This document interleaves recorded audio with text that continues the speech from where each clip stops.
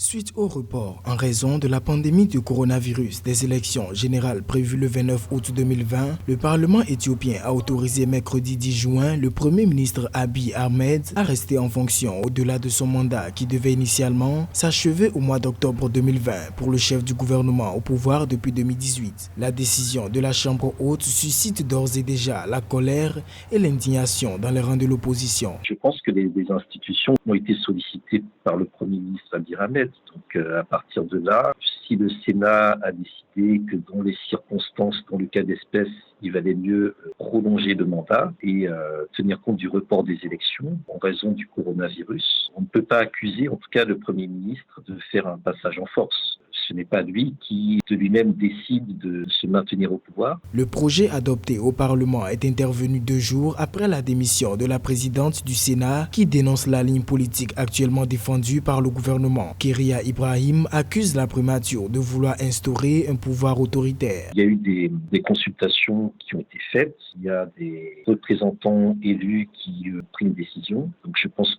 que l'opposition est dans son rôle de contester la décision qui a été prise par le Sénat, puis aussi par, sans doute j'imagine, la commission électorale, puisque les élections ne peuvent pas être organisées en l'espèce et qu'on peut penser que mieux vaut prolonger un mandat que d'organiser des élections qui seraient mal organisées et qui seraient tout autant contestées par l'opposition du fait qu'en raison de la crise, on ne peut pas faire des élections dans des conditions transparentes ou totales ou intègres. Une partie de l'opposition éthiopienne continue d'appeler à la formation d'un gouvernement de transition, une option rejetée par le Premier ministre Abiy Ahmed.